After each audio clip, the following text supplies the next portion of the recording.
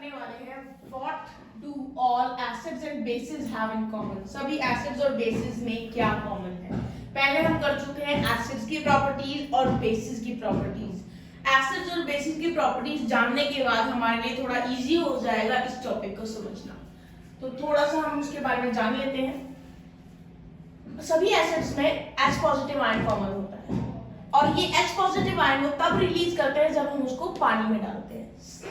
Base के case में OH negative ion release होता है पानी में डालने पे, तो सभी बेसिस में OH नेगेटिव आयन कॉमन होता है।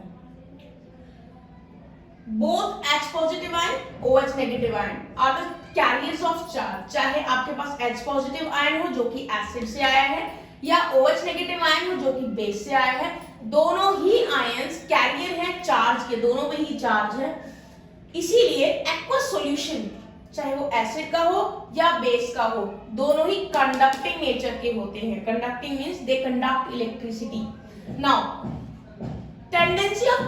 tendency to conduct electric current is the common characteristic of all acids and bases when dissolved in water. अब हमारे क्वेश्चन का आंसर आ चुका है कि what do all acids and bases have in common? तो tendency to conduct electric current is the common characteristic of all acids and bases when dissolved in water. तो जब भी किसी भी एसिड या किसी भी बेस को पानी में डिसॉल्व किया जाता है तो वो कंडक्टर बन जाते हैं। They start conducting electricity. ये चीज एसिड्स और बेसिस दोनों में ही कॉमन है। जरा एक एक्सपेरिमेंट करते हैं, उससे हमें पता चलेगा कि किस तरह से वो इलेक्ट्रिसिटी कंडक्ट करेंगे।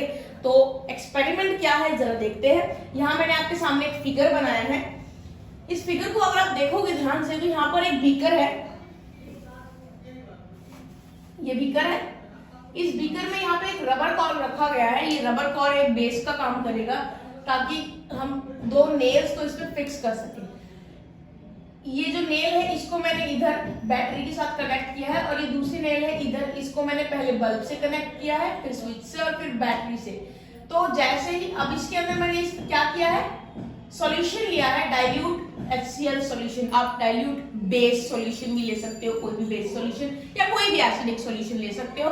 हमारा मेन पर्पस ये है कि हम ये दिखा सके कि कोई भी एसिडिक सॉल्यूशन या कोई भी बेसिक सॉल्यूशन कंडक्टिंग है या नहीं। तो देखिए जैसे ही आप स्विच ऑन करेंगे तो ये बल्ब ग्लो करने लगेगा। अगर ये बल्ब ग्लो कर रहा है इसका मतलब कि ये सॉल्यूशन जो है वो कंडक्टिंग नेचर का है, इसके अंदर कंडक्टर प्रेजेंट है। कंडक्टर यहाँ पे कंडक्टिंग नेचर किसकी वजह से है, क्योंकि हमने यहाँ पे डाइल्यूट HCl सॉल्यूशन लिया है जिसमें H पॉजिटिव आयन है which is the carrier of charge. मैंने लिखा हुआ है इधर, तो कैरियर ऑफ चार्ज है तो जिस वजह से इलेक्ट्रिसिटी कंडक्ट हो रही है। अब हम इसी एक्सपेरिमेंट के बिहाफ पे थोड़ी और बात कर लेते हैं। जैसे कि मैंने कहा कि यहाँ पे हमने डाइल्यूट HCl लिया है, तो अगर हम यहाँ पे डाइल्यूट बेस ले लेंगे तब भी ये सॉल्यूशन कंडक्टिंग ही होगा और बल्ब ग्लो करेगा। So bulb glows when dilute HCl solution is taken in the beaker. क्यों? Because dilute solution contains H positive ion to conduct electricity. Base होता कोई तो वहां पे OH नेगेटिव आयन होता और वो कंडक्ट इलेक्ट्रिसिटी करता। अब दूसरी चीज लेते हैं। अगर मैं यहाँ पर ग्लूकोज सॉल्यूशन ले लूं जिसका फॉर्मूला है C6H5O6 या फिर मैं ले लूं इथेनॉल जिसका फॉर्मूला है C2H5OH, तो आप फॉर्मूले को अगर ध्यान से देखोगे तो आपको दिखाई देगा कि दोनों के फॉर्मूले में हाइड्रोजन है। इनफैक्ट किसी बेस या एसिड से ज्यादा ही है। अब आप देख सकते हो इधर C6H5O6 ये ग्लूकोज है, यहाँ पे 5 हाइड्रोजन है, तो इसको तो कनेक्ट करना चाहिए ना। देखते हैं होगा या नहीं होगा। इथेनॉल में OH है तो इसमें भी OH है तो इसको भी कंडक्ट करना चाहिए। पर जब इन दोनों के सॉल्यूशंस इंडिविजुअली यहाँ लिए जाते हैं सेटअप में तो बल्ब ग्लो नहीं करता है। क्या कारण है इसका? कारण ये है कि ग्लूकोज में प्रेजेंट हाइड्रोजन और इथेनॉल में present OH negative ion, they are not released. Okay, ये रिलीज नहीं होते हैं और रिलीज नहीं होंगे तो क्या होगा, इलेक्ट्रिसिटी कंडक्ट नहीं होगी और इलेक्ट्रिसिटी कंडक्ट नहीं होगी तो ये बल्ब ग्लो नहीं करेगा। अब ये दो केसेस पढ़ने के बाद हमारे पास दो नई टर्म्स आ जाती है। पहला इलेक्ट्रोलाइट्स। इलेक्ट्रोलाइट क्या होते हैं? पहले बता दूं इलेक्ट्रोलाइट कौन है।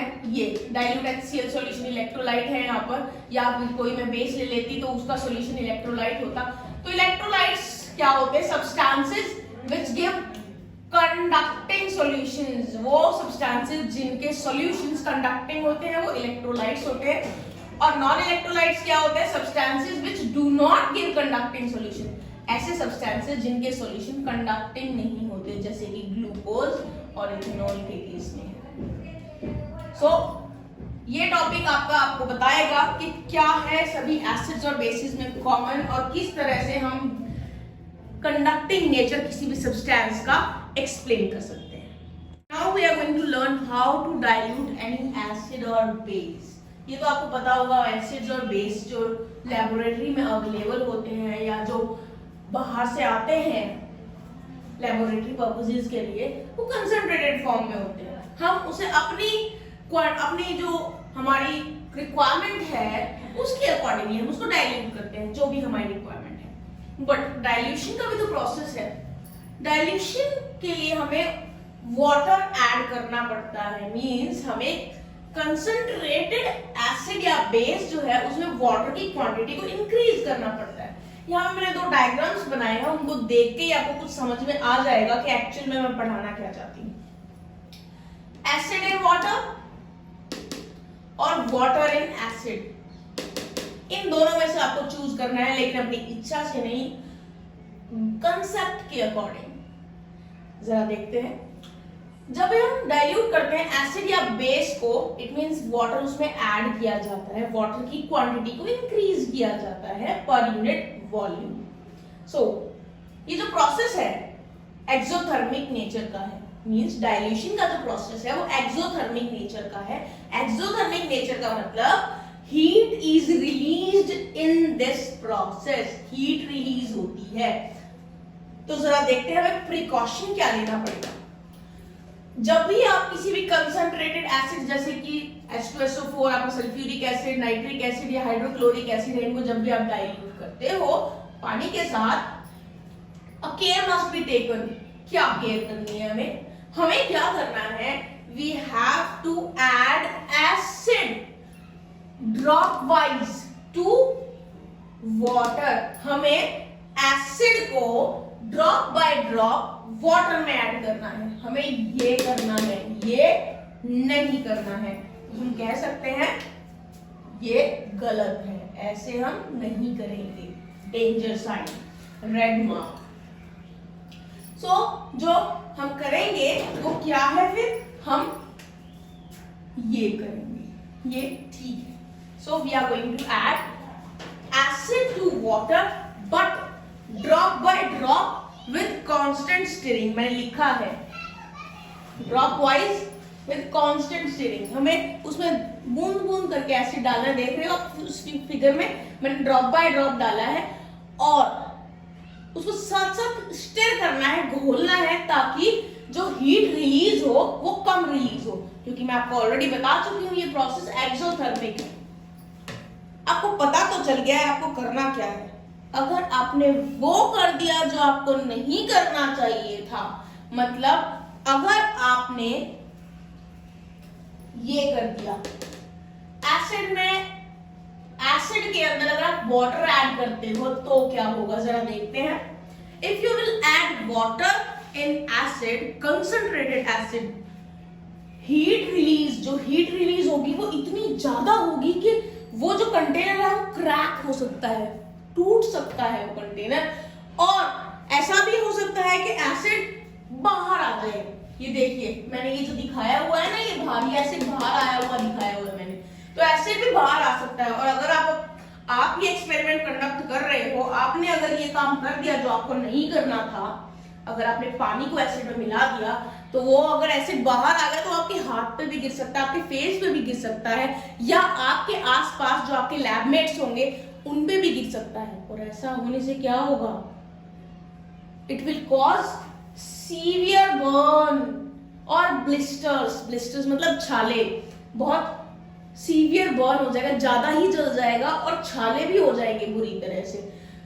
तो ऐसा ना करें, सेफ रहें, follow the rules of lab. This is one of the important rule of lab, that while diluting an acid or a base, you have to add that concentrated acid or base to water drop by drop with constant stirring. This is the best method. अगर आप ऐसा करते हैं, you will be safe.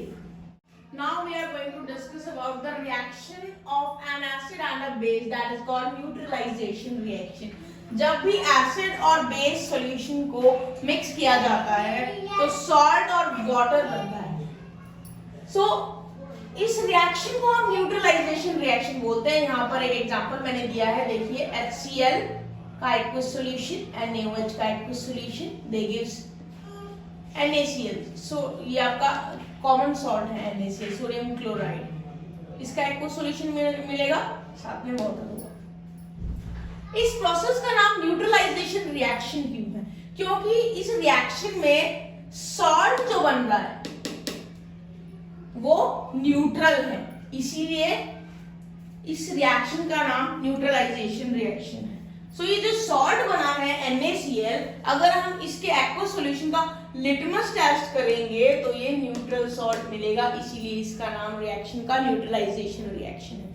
But still we have a variety of acids and bases which can be strong as well as weak. उसके accordingly salt किस तरह का बनेगा उसके बारे में हम डिस्कस करने वाले हैं. यहाँ पे एक छोटी सी मैंने टेबल बनाई है, वो आपको इस चीज की इंफॉर्मेशन बहुत क्लियरली देगी. When a strong acid and strong base reacts, then the salt is neutral. When a strong acid and a weak base reacts, the salt is acidic, क्योंकि acid strong है यहाँ. Whenever weak acid or strong base react, the salt is basic, क्योंकि base strong है यहाँ पे. दोनों ही अगर weak है, then the salt form is neutral.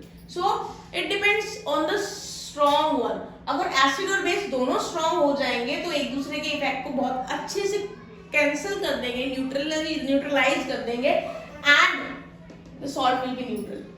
Acid strong है तो weak base उस strong acid के आयंस को न्यूट्रलाइज इतना इजीली नहीं कर पाएगा, जिसके कारण सॉल्ट एसिडिक बनेगा. ऐसे ही बेसिक के केस में होगा, क्योंकि बेस स्ट्रॉन्ग है तो सॉल्ट बेसिक बनेगा, और दोनों ही वीक लोगे तो न्यूट्रल सॉल्ट बनेगा. वैसे ये रिएक्शन थोड़ी स्लो है, क्योंकि दोनों ही वीक हो जाएंगे तो रिएक्शन तो स्लो होगी ही, because ions release will be less. अब डिस्कस करते हैं थोड़ा सा इस बारे में कि ये सॉल्ट्स जो बन रहे हैं वो किस तरह से बनते हैं, किस तरह से आयंस की रीअरेंजमेंट है. ये सिर्फ जरा देखते हैं कैसे. ये जो रिएक्शन मैंने यहाँ लिखी है, इसी को मैंने थोड़ा एक्सपेंडेड फॉर्म में यहाँ लिखा है. HCl में हमारे पास प्रेजेंट होते हैं H पॉजिटिव और Cl नेगेटिव आयन. NaOH में हमारे पास प्रेजेंट होते हैं Na पॉजिटिव और OH नेगेटिव आयन. अब ये H पॉजिटिव आयन, क्योंकि ये पॉजिटिवली चार्ज है, इधर नेगेटिवली चार्ज आयन से जुड़ेगा, मतलब ये H पॉजिटिव जुड़ेगा इस OH नेगेटिव से और बनाएगा H2O वाटर. फिर ये Cl नेगेटिव आयन इधर प्रेजेंट Na पॉजिटिव आयन से जुड़ेगा, क्योंकि ये नेगेटिवली चार्ज है तो ये पॉजिटिवली चार्ज आयन से जुड़ेगा और ये बनाएगा NaCl. तो इस तरह से NaCl बनता है और H2O हमारे पास बनता है. इस तरीके से आपके आयंस जो है एक दूसरे से जो जुड़ के आपके सॉल्ट्स बनाते हैं. ऐसा ही सभी रिएक्शंस में होता है. जो भी एसिड और बेस पे डिपेंड, जो भी एसिड बेस रिएक्शंस होती है उसमें इसी तरह का रीअरेंजमेंट होता है.